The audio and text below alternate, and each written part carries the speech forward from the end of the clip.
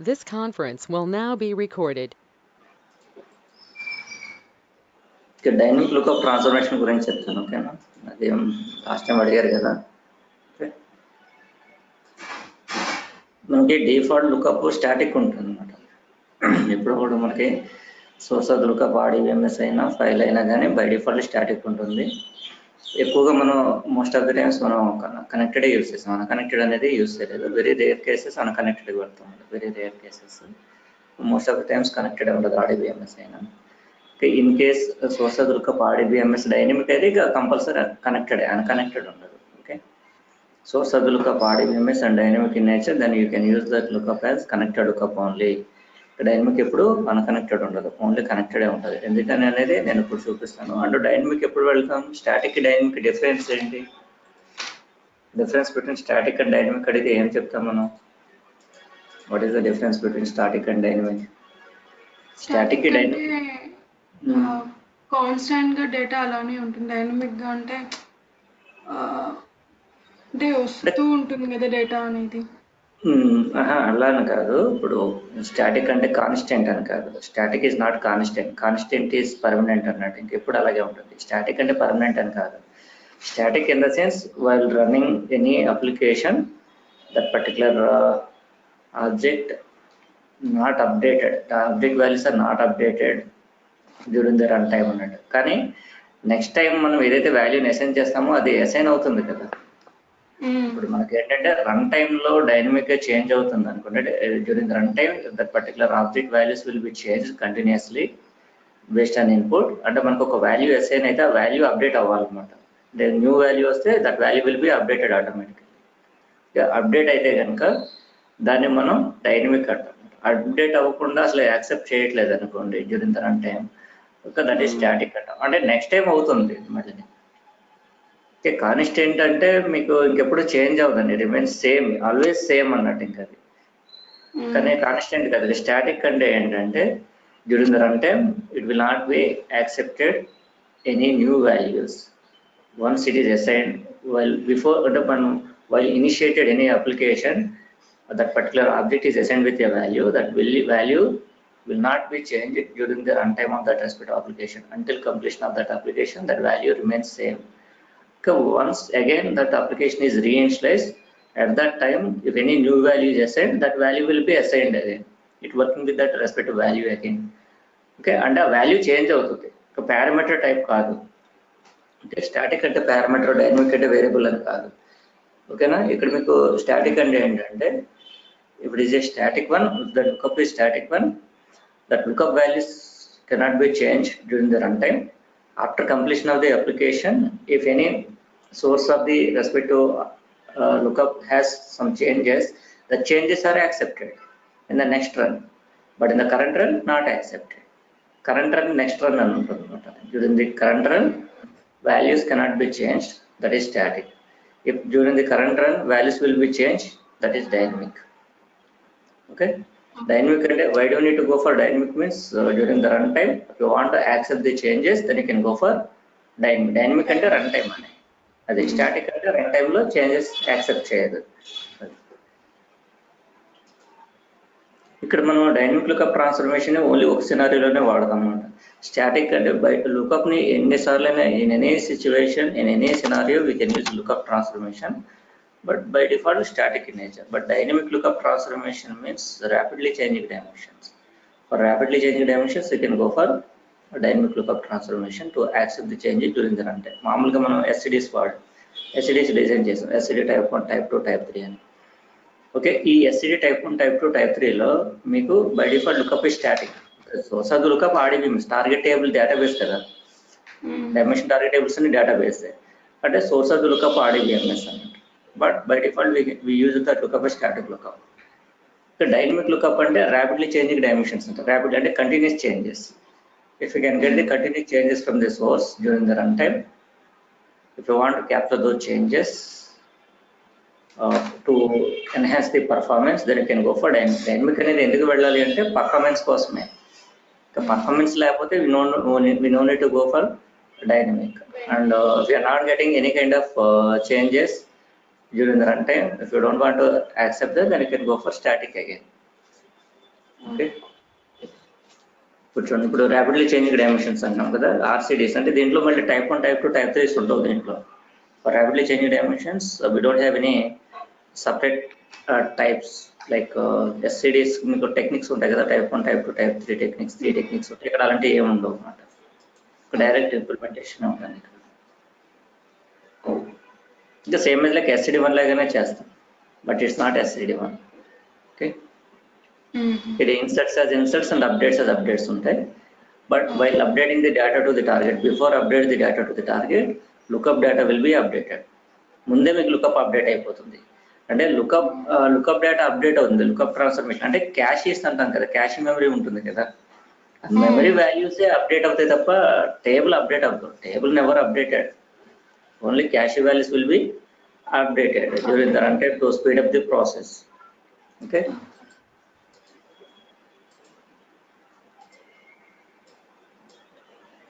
ఇది మన సోర్స్ అనుకోండి. EMP is our source.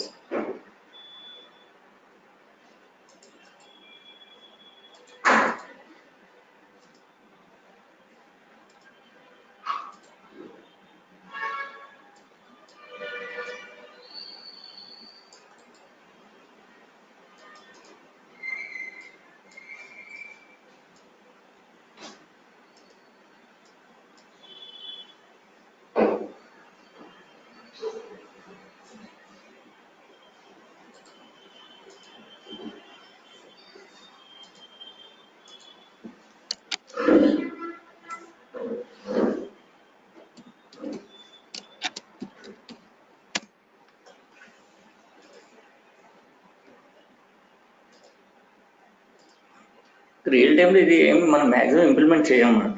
You don't want to implement the RCD technique for regular business requirements. Regular business requirements always you can go for SCDs only, slow change dimensions only. ఇది specific requirement అనమాట. Specific business requirement అంటే మీకు share market ఉంటుంది. Share market ఏమవుతుంది, మీకు continuous changes ఉంటాయి అన్నమాట. Based on purchase and based on sales and buy ఉంటుంది కదా, సెల్లింగ్ అండ్ బయింగ్ అంటాం. Cell the shares and by the cell the shares and by the shares ఉంటుంది కదా. దాని బేసిస్ అంటే ఒక కస్టమర్ ఉంటాడు selling there shares and another customer ready to purchase that shares అన్నట్టు. అంటే కంటిన్యూస్ చేంజెస్ ఉంటాయి అన్నమాట. దాన్ని based on number of customers who are selling their shares of particular company and the number of buyers who are interested to purchase the shares of that respective company, depending on the floating of the sellers and buyers. ఆ floating base చేసుకునే demand పెరిగి, ఆ share demand పెరిగి ఏమవుతుంది, increase అవ్వటం decrease అవ్వటం అనేది ఉంటుంది. ఇప్పుడు సెల్లర్స్ పెరిగిపోయారు అనుకోండి, ఇంకా బయర్స్ తక్కువ ఉన్నారు అనుకోండి, ప్రైస్ డ్రాప్ అయిపోతూ వస్తుంది. ప్రైస్ డ్రాప్ అయిపోతున్నదని సెల్లర్స్ ఏం చేస్తారు, అమ్మేస్తూ ఉంటారు. ఓకే, బయర్స్ తగ్గిపోతున్నారు అనుకోండి, ఈ పర్టికులర్ ట్రిగర్ పాయింట్ ఉంటుంది అనమాట. ట్రిగర్ పాయింట్ వరకు అమ్మకాలు జరుగుతున్నాయి అనుకోండి, అమ్మేశారు అనుకోండి, కంపెనీ లాస్లోకి వెళ్ళిపోతుంది బయర్స్ లేకపోతే. ఈ పక్కన బయర్ ఉండాలి, మధ్యలో కంపెనీ అండ్ దేర్ షేర్స్ ఉంటాయి. ఒక పక్కన సెల్లర్ ఉంటాడు, పక్కన బయర్ ఉంటాడు అనమాట. కంపెనీ షేర్స్ అని మార్కెట్లో పెడుతుంది. పెట్టినప్పుడు దాని వాల్యూ ఎంత అనేస్తుంది అనమాట. సెల్లర్స్ తక్కువ ఉండి బయర్స్ పెరుగుతున్నారు అనుకోండి, షేర్ ప్రైస్ పెరిగిపోతూ ఉంటుంది.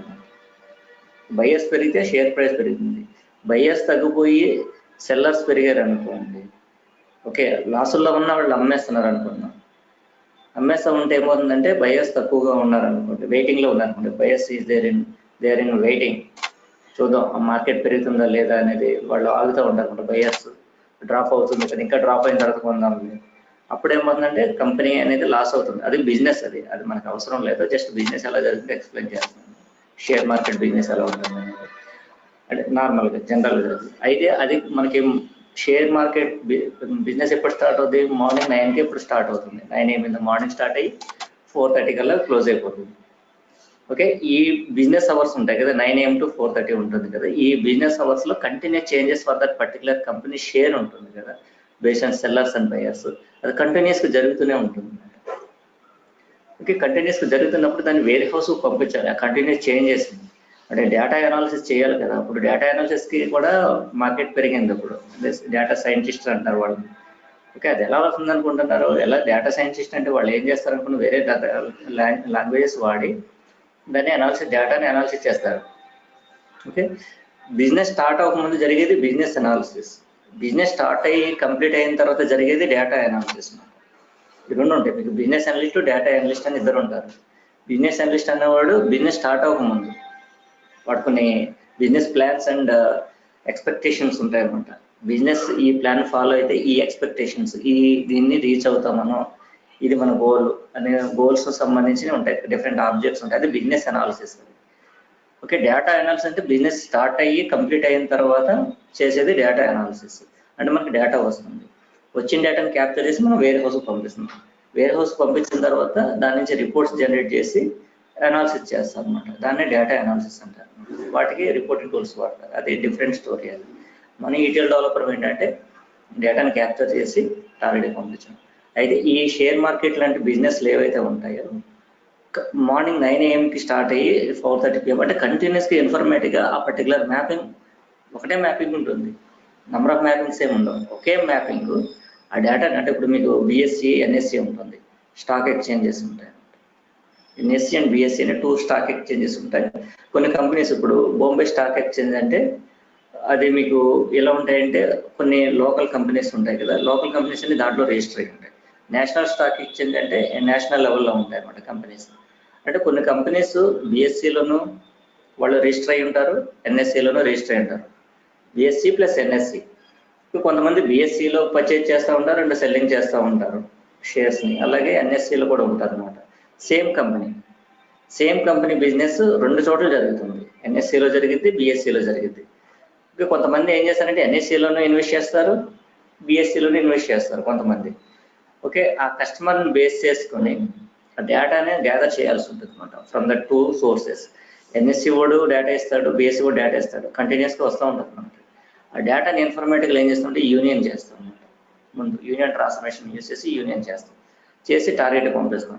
పంపించేటప్పుడు యూనియన్ అవుతుంది కదా, ఈ కంటిన్యూ చేంజెస్ ఏవైతే వస్తున్నాయో యూనియన్ ట్రాన్స్ఫర్మేషన్ చేసిన తర్వాత మనం డైనమిక్ చేయాల్సి ఉంటుంది. ఒకవేళ ఇప్పుడు న్యూయార్క్ స్టాక్ ఎక్స్చేంజ్ ఉంటుంది, న్యూయార్క్ చాలా పెద్దది, అది ఒకటే ఉంటుంది. అప్పుడు సింగిల్ సోర్సే ఉంటుంది మనకి. సింగిల్ సోర్స్ డేటా వచ్చినప్పుడు ఏం చేయాలి అనేది ఉంటుంది అన్నమాట మనకి. ఇప్పుడు మనకు అదే అనుకోండి, డేటా అనేది సింగిల్ సోర్స్ నుంచి వస్తుంది అనుకున్నాం, లేదా 2 సోర్సెస్ నుంచి వస్తే ముందు యూనియన్ చేయాల్సి ఉంటుంది డేటాని. అది మనకు తెలుసు, ఎలా యూనియన్ చేయాలో మనకు తెలుస్తుంది. We know that how to combine the data available 2 sources or more than 2 sources contain similar data. Okay, ఆ డేటాని మనం క్యాప్చర్ చేసి దాన్ని యూనియన్ చేసిన డేటాకి మనం ఆర్సిడి ఇంప్లిమెంట్ చేయాల్సి ఉంటుంది అన్నమాట. సింగిల్ సోర్సే వస్తుంది అనుకోండి, ఇంకా మనకి యూనియన్ ట్రాన్స్ఫర్మేషన్ ఉండదు. ఇంకా అంటే మనం ఇక్కడ ఇంప్లిమెంట్, ఫర్ ఎగ్జాంపుల్ ఇవన్నీ కాదు, ఎస్సిడీస్లో కూడా, ఫర్ ఎగ్జాంపుల్ సోలిజీ అండ్ డైమెన్షన్స్లో కూడా మనం సింగిల్ సోర్స్ తీసుకుని చేస్తాం. కానీ రియల్ టైంలో మల్టిపుల్ సోర్సెస్ ఉంటే యూనియన్ చేస్తాం, అది రిలేషనల్ సోర్సెస్ ఉంటే జాయిన్ చేస్తాం. జాయినర్ ట్రాన్స్ఫర్మేషన్ వాడి చేయాలి. మనం మామూలుగా ఎస్సిడీస్లో జాయినర్ వాడలేదు, యూనియన్ వాడలేదు, కానీ రియల్ టైంలో వాడాల్సి వస్తుంది. ఓకే, ఎలాగైనా ఉండొచ్చు రిక్వైర్మెంట్. కొంచెం మన బ్రెయిన్ కొంచెం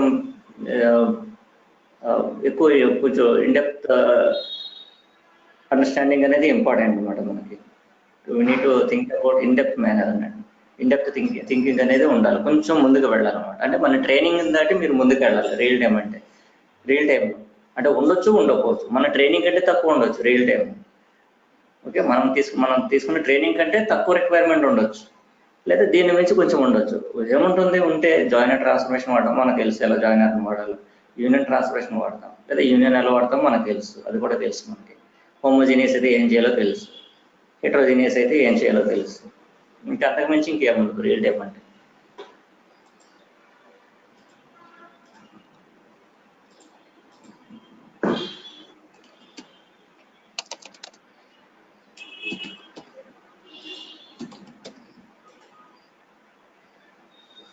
సబ్జెక్ట్ హ్యాండ్స్ ఆన్ లేకపోతే మీరు రియల్ టైంలో చాలా కష్టమైపోతుంది అనమాట. హ్యాండ్స్ ఆన్ రావాలన్నమాట. ప్రతిదీ మీరు ప్రాక్టీస్ చేయాల్సి ఉంటుంది, ప్రతిదీ కూడా, ఏది వదిలిపెట్టకూడదు.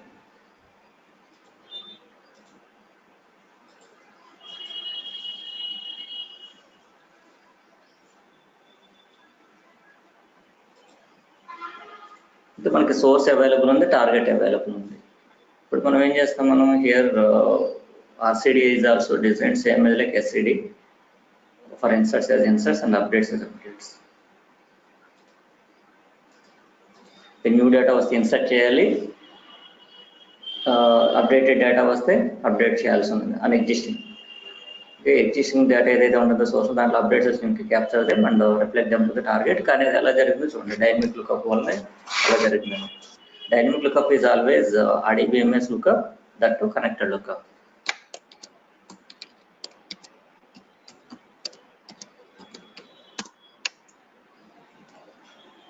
This is our source, drag and drop to mapping designer.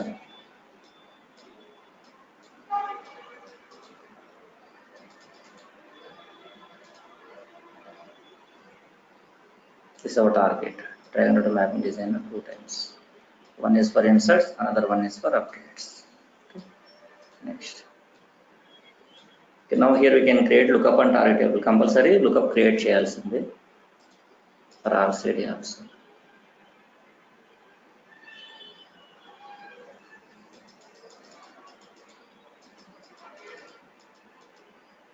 This is our lookup, target is our lookup.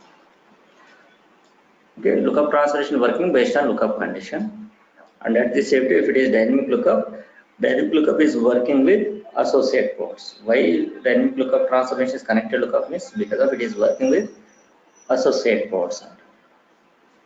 Here first of all you can find out the changed ports in the source and use those ports as associate ports for the lookup. That's why here dynamic lookup transformation is a connected lookup. ఇక్కడ associate ports తో work చేస్తుంది కాబట్టి it's working with associate ports to capture the changes during the run time. That's why we can use this lookup as connected lookup only. It's working with lookup condition. And here what are the associate ports here? Job, cell, as well as department number also. The changed ports. Find out the changed ports in the source and drag those ports to the lookup transformation. Okay. Now double click on the lookup, go to condition tab. First we can apply the lookup condition based on common color. We apply. Next go to properties tab. So by default lookup is static. Now we can enable dynamic lookup flashing. We can enable it. So once we enable, then that situation you can go to ports tab. In this ports clearly can observe here one extra port is created, that is new lookup row. It's an output port. Okay, the lookup is dynamic one. Then by default we can get one output port, that is new lookup port. Static then it is created. Once we enable dynamic lookup cache option from the properties tab, then automatically new lookup row is the new output port is created by default. It's an output port. Okay. Now here from this lookup we can remove unwanted columns. The unwanted columns are there, we can remove them. Those are not needed to capture the changes. Here lookup if it is dynamic lookup, it's working with associate ports. What are those associate ports? Even ename is also not needed. You can remove. Job is a lookup port. Here we can select associate expression from the drop down list. Job 1. The source ports are treated as associate ports for the lookup ports. For cell 1. For department number. In this manner you can select. And at the same time, see here for this warehouse, here double is there. Okay, we selected data type for the warehouse key column. The target is number. That's why it is double. Instead of double, you can select integer. Then automatically see here associate expression is sequence ID automatically. That means the lookup is dynamic. From the lookup transformation we can get the sequence of values. Here we no need to use sequence generator for the primary key available on the target, not necessary. For SCDs compulsory we can use sequence generator, whereas for RCD we don't want to use sequence generator transformation. We can get the sequence of values from the sequence ID. The sequence ID is selected for enabled for warehouse key column available in the lookup transformation. Now click on apply. Now here this is the new lookup row, is an output port is created. for dynamic lookup by default. From that new lookup row, we can get values based on the lookup condition. Here lookup based on lookup condition. Here we define lookup condition employee number. Okay, here we can get 0. Sometimes we can get 0 from the new lookup row. If lookup condition is satisfied, but associate port values are equal to lookup port values, then new lookup row equal to 0. That means there are no changes. When associate port values are equal to the lookup port values, if there is no changes, if lookup one is satisfied, but associate port values are equal to the source port lookup port values, then new lookup row equal to 0 because of there are no changes. That means input row is an unchanged row. If lookup one is satisfied, in case any associate port value is not equal to lookup port value, then there is a change. Then new lookup row equal to 2. When new lookup row equal to 1, if lookup one is satisfied, automatically new lookup row equal to 1. That means new lookup row equal to 0 for unchanged rows, 1 for new rows, 2 for updated rows. If new lookup row equal to 1, then input row is a new row. The new lookup row equal to 2, then input row is an updated row. That is the identification. Okay.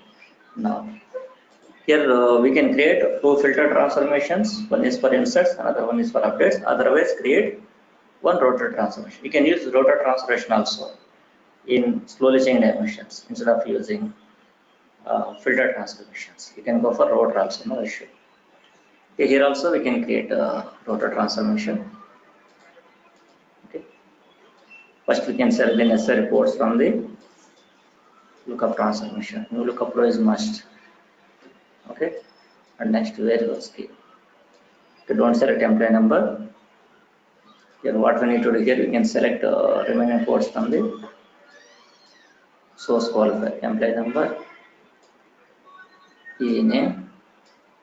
Don't select the job from here. You can select job from here. Okay, associate ports. After job, again select mgr from the source. Okay, next hide it from the source. Next salary from the lookup, commission from the source, and next department number from the lookup.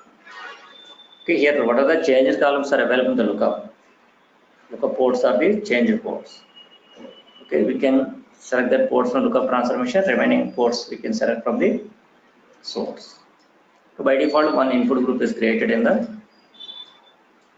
rotor transformation. Now double click on the rotor, go to groups tab. Here we can add 2 groups. One is for inserts, second one is for updates. New means insert, second one is update. Here we can define first condition. This is the new lookup row is equal to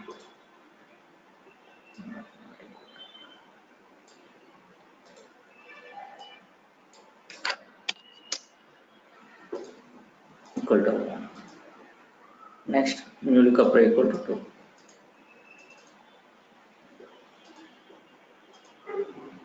In this method, 1 for inserts, 2 for updates. After this rotor transformation, use 2 update strategy transformations. 2 update strategy transformations. One is for inserts, second one is for updates.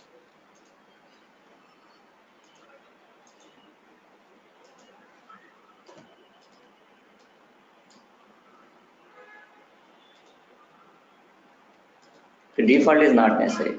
To the default group, unchanged rows are moved. You no need to keep unchanged rows in any targeting. Okay. Here the unchanged rows still available in the target itself. That's why we don't want to keep them in separate targeting. By default, insert for the update strategy transformation. 0 means insert or lead for insert.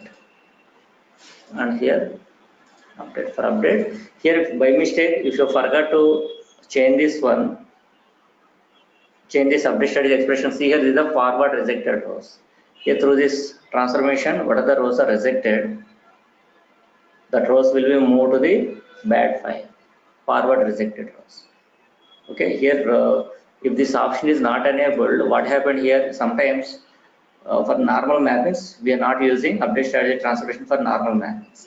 In that situation, if the rows are already etched in the target, If system is unable to insert the rows to the target because of rows are already there in the target, then that rows will be rejected. But while rejecting the rows, system performance will be slowed down, slowly rejecting the rows, comparing the rows to the target and rejecting the rows. It takes a lot of time.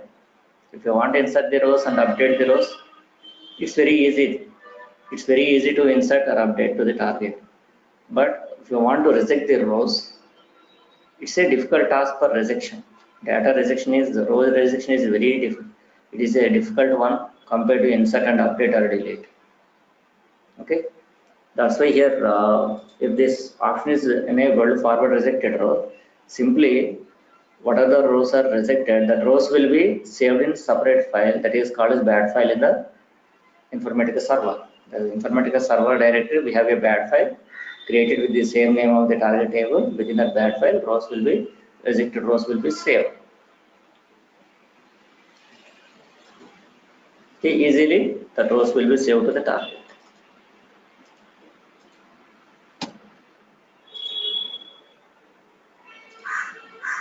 Now connect the output ports of the update study transfer to the input ports of the target.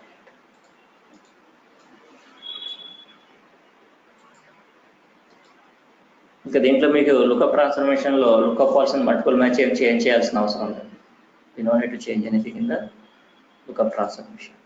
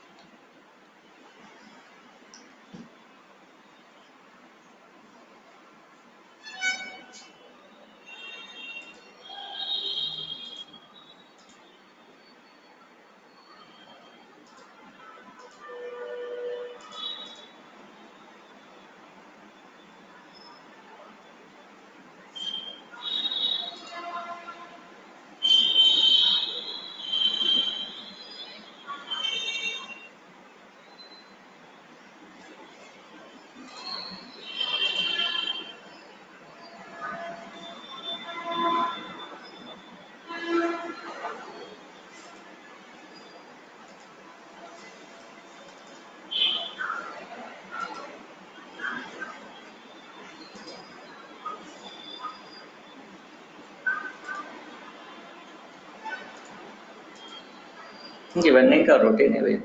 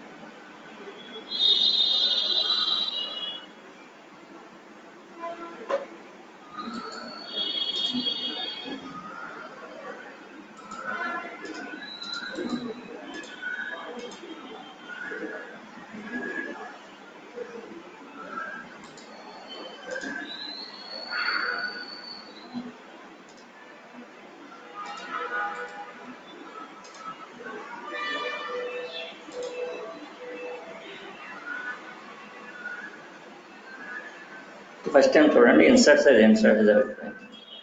ఇప్పుడు మనం కంటిన్యూస్గా mapping run చేస్తూ rose insert చేస్తూ update చేస్తూ అంత ఏం అవసరం లేదు. జస్ట్ కాన్సెప్ట్ అర్థమైతే చాలు. మళ్ళీ నేను ఇది రీస్టార్ట్ చేసినా నాకు డేటా రాదు. నేను ఒకటి మర్చిపోయాను. యాక్చువల్గా నేను మ్యాపింగ్ అయితే డిజైన్ చేశాను కానీ ఒక ఆప్షన్ అయితే మర్చిపోయాను. అది మనం కంపల్సరీ చేయాల్సి ఉంటుంది. లేకపోతే ఇది నార్మల్ ఎస్సిడి లాగా అయిపోతుంది, తయారవుతుంది. ఇది మనం అసోసియేట్ పోర్ట్స్ పెట్టినంత మాత్రం అది ఫైనల్ కాదు.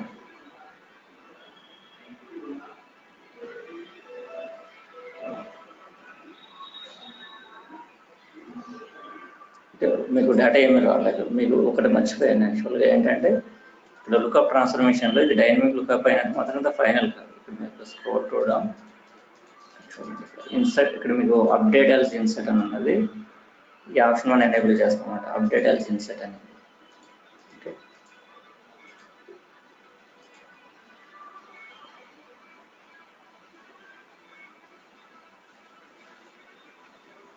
Update the lookup else insert the lookup అన్నమాట.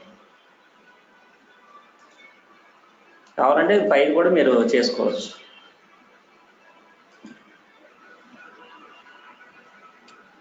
ఆప్షన్స్ ఎనేబుల్ చేయకపోతే డైనమిక్ అయినంత మాత్రాన యాక్సెప్ట్ చేయదు.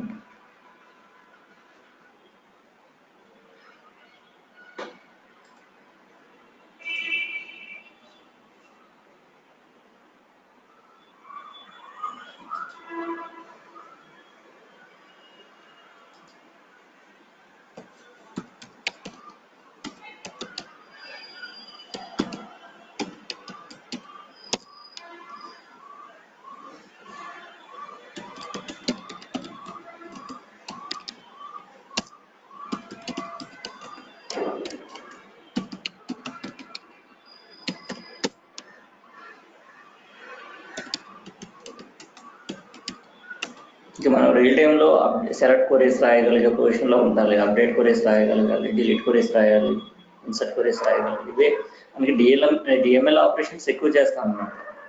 Always you can write the DML queries only. Insert queries, update queries, delete queries and select క్వరీస్లో join conditions and sub queries. ఇవి తప్ప ఇంకేమీ మీరు చేయరు. మీరు వీఆర్ నాట్ డేటాబేస్ డెవలపర్స్. మనం ఏం చేయాల్సిన అవసరం లేదు. Select queries with join conditions, sub queries అంటే nested sub queries, correlated sub queries, inline view queries, ఈ మూడే ఉంటాయి అన్నమాట. నెస్టెడ్ సబ్ క్వరీస్లో single row return sub query, multi row return sub query అలా ఉంటుంది. సింగిల్ వాల్యూ ఉంటుంది, సింగిల్ రో కాదు, single value return sub query and multi value return sub query అని ఉంటుంది. అవి నెస్టెడ్ సబ్ క్వరీస్లో. అలాగే కోరిలేటెడ్ సబ్ క్వరీ అంటే inner query is correlated with the outer query. అంటే కండిషన్స్ అప్లై చేసినప్పుడు రెండింటికి కూడా రిలేషన్ ఉంటుంది, కోరిలేషన్ ఉంటుంది. అదే నెస్టెడ్ సబ్ క్వరీస్లో అలాగే ఉండదు. Okay, first of all inner query execute అవుతుంది, దాని అవుట్పుట్ వచ్చి అవుటర్ క్వరీకి ఇన్పుట్ అవుతుంది. ఇన్లైన్ క్వరీ కూడా సేమ్ లైక్ నెస్టెడ్ క్వరీ లాగానే ఉంటుంది. అంటే ఇవే మీకు రియల్ టైంలో అవసరం పడేవి. ఇన్నర్ మనం సబ్ క్వరీస్ రాయగలగాలి and at the same time join కండిషన్స్లో inner join, left outer join, right outer join, full outer join అంటే కాంప్లెక్స్ క్వరీస్ రాయగలగాలి. And at the same time ఇవి డిఎంఎల్ ఆపరేషన్స్ పర్ఫామ్ చేయగలగాలి. ఇన్సర్ట్స్, అప్డేట్స్, డిలీట్స్ ఇవి రాయగలగాలి. And కమెంట్స్లో మీకు DDL comments, DML comments, DRL comments, TCL, DCL comments వీటి గురించి తెలియాలి. ఇదే మీకు కావాల్సింది డేటాబేస్ అంటే. ఇంతకు మించి మీరు పెద్ద పెద్ద క్వరీస్ రాయాల్సిన అవసరం, పార్టిషన్స్ చేయాల్సిన అవసరం లేదు. పర్ఫార్మెన్స్ ట్యూనింగ్ అట్లాంటి డేటాబేస్లు మీరు చెక్ చేయాల్సిన అవసరం లేదు. బికాస్ అవి not database allows. Performance checking అంతా ఇన్ఫర్మేటికల్గానే ఉండాలి. అంతా డేటాబేస్ చేస్తే ఇంకా ఇన్ఫర్మేటిక్గా ఎందుకు? Informatic is not a database. ఇక్కడంతా మనకి గ్రాఫికల్గా చేస్తాం అన్నమాట అంతా.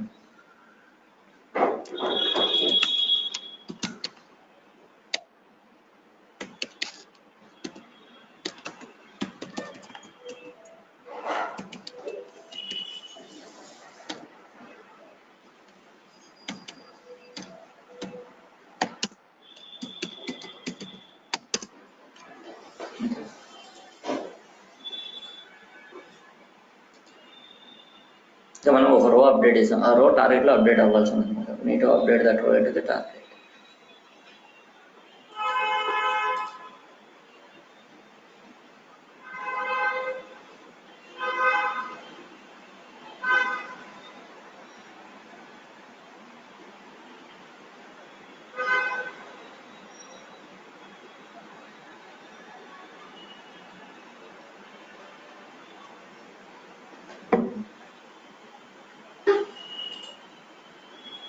ఓకే, ఇక్కడ మీకు రాలేదు, ఇక్కడ ఒక రో అప్డేట్ అయింది, 1 రో updated but not reflect the target.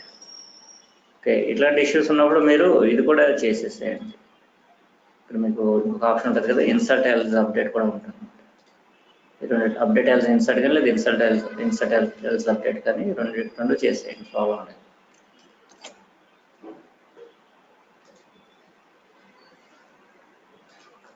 So old వెర్షన్లో ఒకటే ఉండేది అనమాట, అప్డేట్ ఎల్స్ ఇన్సర్ట్ ఉండేది కానీ ఇన్సర్ట్ ఎల్స్ అప్డేట్ ఉండేది.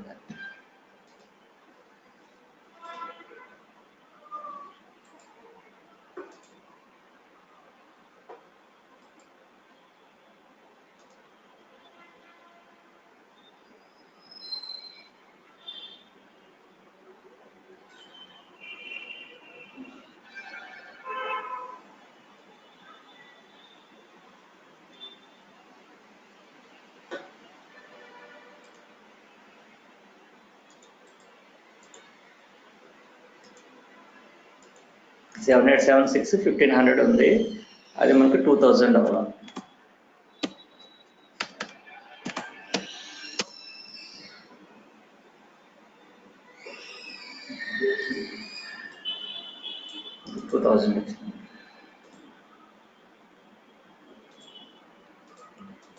ఒకసారి మనకి ఏమవుతుందంటే ఇన్సర్ట్ ఎల్స్ అప్డేట్ అది కూడా మనం ఎనేబుల్ చేసుకుంటే బెటర్ అన్నట్టు. అప్డేట్ ఎల్స్ ఇన్సర్ట్ అంటే వైస్ వెర్సా అన్నట్టు, insert else update are update else insert.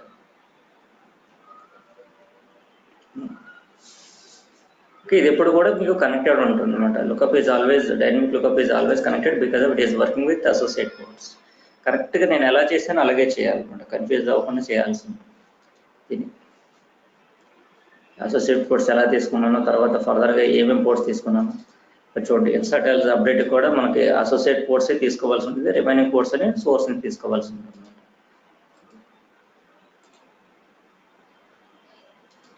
Okay,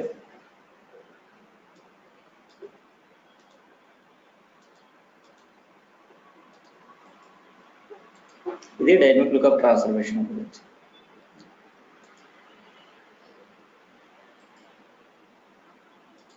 నేను ఇప్పుడు వరకు చేసినవన్నీ కూడా నేను మీకు బ్యాకప్ ఇస్తాను, మీరు అవన్నీ కూడా ఏం చేస్తారంటే, మేము చాలా మ్యాపింగ్ చేసాము ఇక్కడ, ఏమన్నా మ్యాపింగ్స్ ఏమైనా ఇన్వాలిడ్ అయినా చూద్దాం.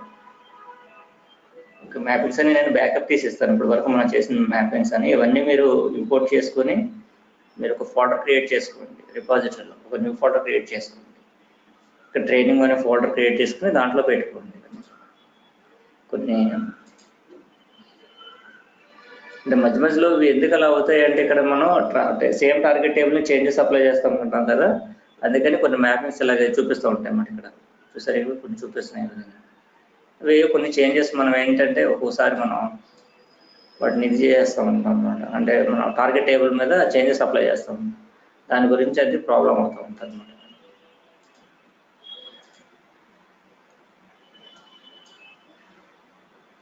అది మీరు ఒకసారి చూసుకోవాల్సి ఉంటుంది, టార్గెట్ టేబుల్లో కొన్ని చేంజెస్ చేయడం అట్లాంటివి చేస్తూ ఉంటాం కదా, అది ఎఫెక్ట్ అవుతూ ఉంటుంది. అది మీరు దాని గురించి వర్రీ అవ్వాల్సిన అవసరం లేదు, మీరు మ్యాపింగ్లో లాజిక్ ఏం బిల్డ్ చేసామనేది అదే చూసుకోవాలన్నమాట. ఎక్కువ నేను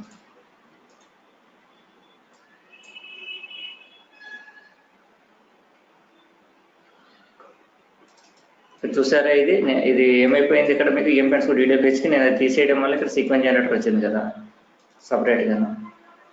నేను సీక్వెన్స్ జనరేటర్ తీసేస్తున్నాను, నేను డిలీట్ చేస్తున్నాను.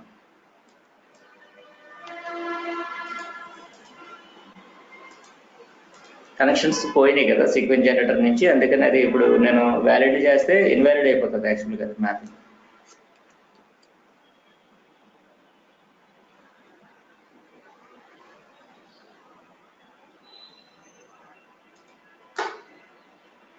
ఇక్కడ నుంచి మనకి బ్యాకప్ రాదు, మనం బ్యాకప్ ఎక్కడి నుంచి తీసుకోవాలి అంటే రిపాజిటరీ మేనేజర్ నుంచి బ్యాకప్ తీసుకోవాల్సి ఉంటుంది. ఇక్కడ నుంచి వస్తాయి కానీ ఒక్కొక్కటే వస్తాయి మనకి, టోటల్ మొత్తం రావాలి అంటే కనుక మనకి బ్యాకప్ ఒకే ఫైల్లో రావాలి అంటే రిపాజిటరీ మేనేజర్ వెళ్ళిపోతుంది.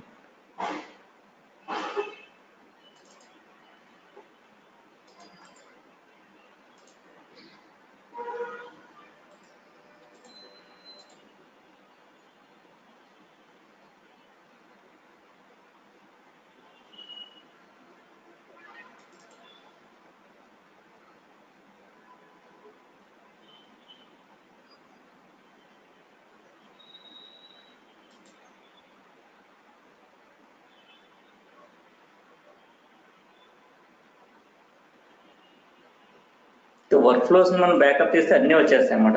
నేను వర్క్ ఫ్లోస్ పంపిస్తాను, మీరు వర్క్ ఫ్లోస్ మీరు ఇంపోర్ట్ చేసుకోండి సరిపోతుంది, ఆటోమేటిక్గా అన్నీ వచ్చేస్తాయి. మీరు ఏం చేస్తారు అంటే ఇక్కడ చెప్తాను చూడండి. ఆల్రెడీ ఇక్కడ కనెక్ట్ అయ్యి ఉన్నాను కదా, సేల్స్ అండ్ స్కోర్ హెచ్ఆర్లో ఉన్నాను నేను. మీరు ఏం చేస్తారంటే అదే ఫోల్డర్లో, అంటే మీరు ఏదైతే ఇన్ఫండ్ స్కోర్ రిపాజిటరీ ఏదో వాడుతున్నారు కదా, దాంట్లో మీరు ఒక ఫోల్డర్ క్రియేట్ చేసుకోండి, ఏదైనా ఫోల్డర్ సంథింగ్. ఒక బ్యాకప్ ఫోల్డర్ని ఇస్తాను, ఒక బ్యాకప్ ఫోల్డర్ క్రియేట్ చేశాను. నేను దీంట్లో వర్క్ ఫ్లోస్ ఉన్నాయి కదా, ఇవి మీకు పంపిస్తాను. వర్క్ ఫ్లోస్ అనేవి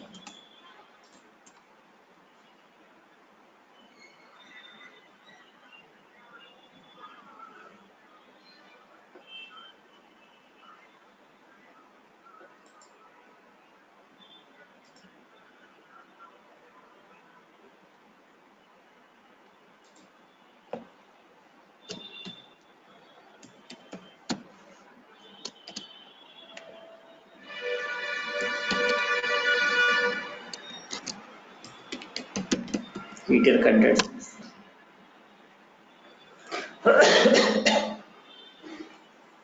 మీ వర్క్ ఫ్లో అంటే ఏంటంటే, వర్క్ ఫ్లో అంటే it's nothing but a job అన్నట్టు. Work flow is nothing but job.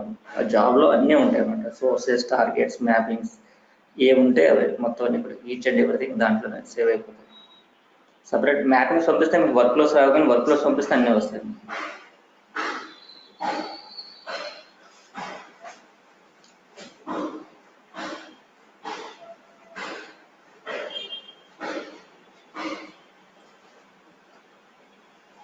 Real టైంలో బ్యాకప్ కూడా అడ్మిన్ ఏ విధంగా చేస్తారు.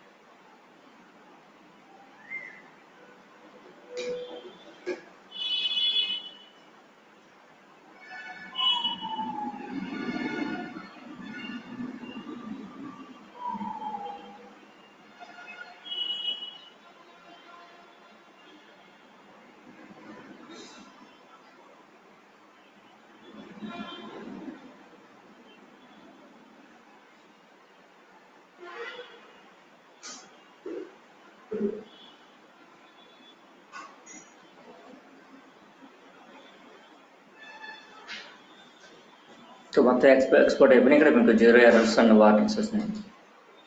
ఓకే, దాన్ని మీరు ఇంపోర్ట్ చేసుకోవాల్సి ఉంటుంది. ఎట్లా ఇంపోర్ట్ చేస్తారంటే, ఇప్పుడు బ్యాకప్ అని ఉన్నారు, ఇలా ఫోల్డర్ క్రియేట్ చేశారు కదా, దీన్ని సెలెక్ట్ చేసుకొని రిపాజిటరీ ట్యాబ్కి వెళ్ళి ఇక్కడ ఇంపోర్ట్ ఆబ్జెక్ట్స్ అని ఉంటారు. ఆ ఫైల్ మీరు చూజ్ చేసుకోవాలి. ఆ బ్యాకప్ ఫైల్ పెట్టాం కదా డెస్క్టాప్, దాన్ని తీసుకొని నెక్స్ట్ క్లిక్ చేసి ఇంపోర్ట్ చేసుకోవాల్సి ఉంటుంది.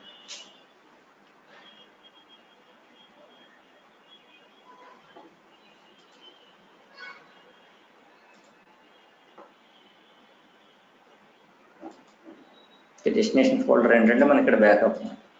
సేమ్ లొకేషన్ ఉండడం వల్ల అదే తీసుకుంటుంది, కానీ అది కాదు కదా మనకి వేరే. ఇక్కడ చెక్ ఇన్ ఏం చేయాల్సిన అవసరం లేదు మనకి, ఎందుకంటే దీనికి వెర్షనింగ్ ఎనేబుల్ చేసలేదు మనం. Check in is not necessary for unversioned repositories. ఇది అవసరం లేదు, ఇది రీప్లేస్ చేసేసేయండి దాన్ని. సెషన్ కాన్ఫిగ్ కదా, డిఫాల్ట్ కాన్ఫిగ్స్ ఏం అవసరం లేదు. ఇప్పుడు రిజాల్వ్డ్ అని వచ్చింది కదా, క్లిక్ ఆన్ ఇంపోర్ట్ అనగానే మళ్ళీ అవన్నీ ఇంపోర్ట్ అయిపోతుంది ఫైల్స్ మొత్తం 94 ఆబ్జెక్ట్స్.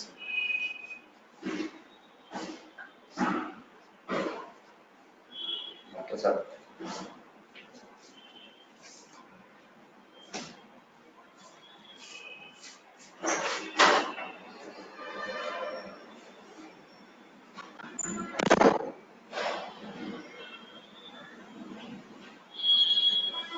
ఇదంతా యాక్చువల్లీ ఇది అడ్మిన్ వర్క్, ఇది యూజర్ అడ్మిన్ చేస్తాడు. మీరు చేసిన వర్క్ అంతా కూడా మీకు ఒక అడ్మిన్ ఇస్తారు.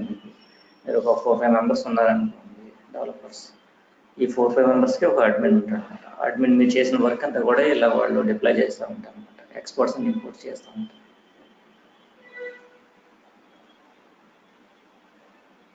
ఈ డిప్లాయ్మెంట్ వర్క్ అంతా కూడా యూజర్ అడ్మిన్ ఏ రోజు కారో చేస్తూ ఉంటాడు. మీరు చేసిన వర్క్ని ఎప్పటికప్పుడే ఇలా అప్డేట్ చేస్తూ ఉంటారు.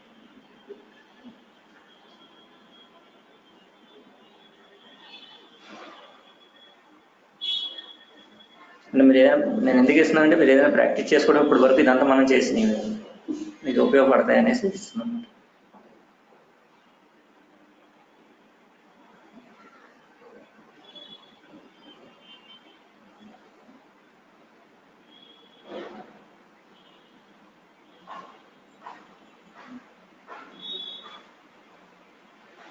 సార్ అవి ఆ టేబుల్స్ కూడా కావాలి కదా, అవి వస్తున్నాయి కదా అవి కూడా. అవి అంటే రన్ చేయొద్దు, వీటిని రన్ చేయమని నేను ఇవ్వట్లేదు మీకు, చూసుకోవడానికి మాత్రం రెఫరెన్స్ కోసం తప్ప వీటిని మీరు రన్ చేయమని కదా. వీటి రన్ చేయాలంటే సోర్సెస్ టార్గెట్స్ అన్ని అవైలబుల్ ఉండాలి కదా. అంటే మ్యాపింగ్లో ఉంటాయి కానీ ఏంటంటే ఆ మ్యాపింగ్లో సోర్స్ని ఏదైతే యూజ్ చేసామో ఆ సోర్స్ రెస్పెక్టివ్ ప్లేస్లో ఉండాలి. డెస్క్టాప్ మీద, ఇప్పుడు ఫైల్స్ అనుకుంటే డెస్క్టాప్ మీద కానీ ఇంకెక్కడైనా ఉంటుంది, మీరు క్రియేట్ చేసుకోవాలన్నమాట. ఫ్లాట్ ఫైల్స్ డెస్క్టాప్ మీద క్రియేట్ చేసుకొని చేసుకోవాల్సి ఉంటుంది. అంటే మెయిన్గా నేను ఇచ్చేది ఎందుకంటే ట్రాన్స్ఫర్మేషన్స్ కోసం. మీరు ప్రాక్టీస్ చేస్తున్నప్పుడు ఒక మ్యాపింగ్ని ఎలా చేయాలనేది మీరు ఒకసారి రిఫర్ చేసుకుంటారు.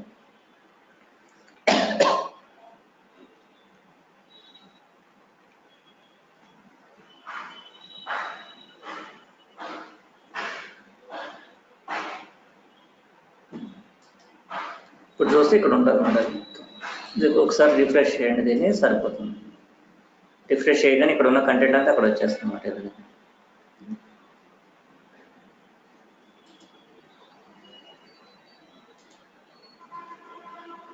ఇక్కడ స్కెడ్యూలర్స్ అని ఉన్నది కదా, స్కెడ్యూలర్స్ ఏంటంటే యాక్చువల్గా మనం చేయడానికి ట్రై చేసాం, కానీ ఏంటంటే ఇందులో ఉన్న కంటెంట్ అంతా శోభ అనే యూజర్ చేయడం వల్ల స్కెడ్యూలర్ అవైలబుల్ లేదు అన్నమాట.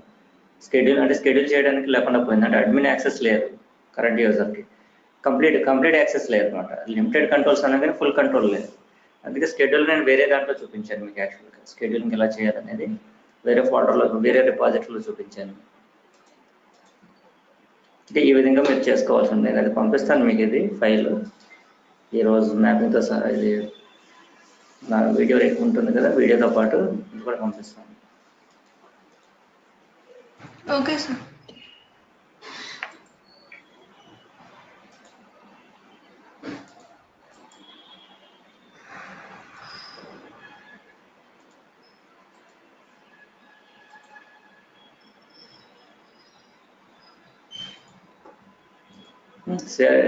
క్లోజ్ చేస్తాను మీటింగ్, ఓకేనా? రేపు సేమ్ టైం కనెక్ట్ అవుదాం.